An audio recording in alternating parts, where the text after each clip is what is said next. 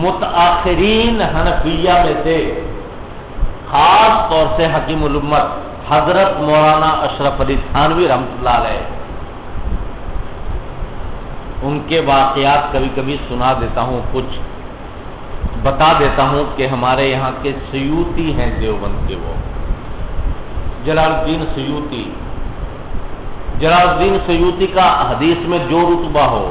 لیکن تصنیف و تالیف میں تنہا شخص ہوں گے کہ ہر موضوع کے اوپر کوئی نہ کوئی کتاب ہوگی،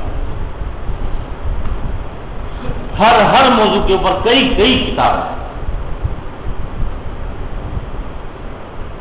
قصے کہانیوں پر بھی ہیں، یعنی سیوطی نے تمہارے ایک ناول بھی لکھ دیا ہے نا۔ حضرت تھانوی رحمۃ اللہ علیہ اصلاح اور واعظ کے عنوان سے ہر موضوع کے اوپر کوئی نہ کوئی رسالہ چھوڑ گئے ہیں۔ ان کے مواعظ کو شامل کر لیا جائے، جو واعظ تقریر کی ہے اس کو بھی قلم بند کر لیا گیا اور وہ رکھ دیا گیا، اس طرح سے اگر شامل کریں تو 1000 کے قریب ان کی بھی تصنیف ہوگی۔ حضرت تھانوی رحمۃ اللہ علیہ کی علمی دو چیزیں ہیں، ایک تو یہ ہے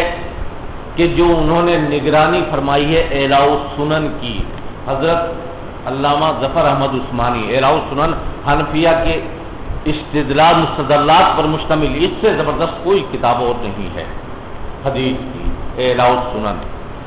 ان کی نگرانی میں تیار ہوئی، اور قرآن کریم کا ترجمہ حضرت بیان القرآن مختصر تفسیر کی شکل میں، ترجمہ اور تفسیر اس سے جامع، اس سے بہتر کوئی نہیں ہے۔ آج بھی لوگ لکھتے ہیں تو شرح کرنے کی کوشش کرتے ہیں انہیں کی۔ معارف القرآن حضرت مفتی شفیع صاحب رحمۃ اللہ علیہ کی تسہیل ہے بیان القرآن کی، اور تفصیل ہے اسی اجمال کی، انہوں نے خود ذکر کیا ہے اس کا، اور ہلکے پھلکے انداز میں فقہ پر مشتمل، یہ تو ہے بہشتی زیور سے بہتر کوئی کتاب اب تک آئی نہیں، اور اس سے کوئی مقبول نہیں۔ بڑی کوشش کی بریلویوں نے بھی کہ اسی طرح کی کتاب لکھیں، جنتی زیور ہے ان کی، اب نام بھی لینا پڑا انہیں، اور کوئی اور کتاب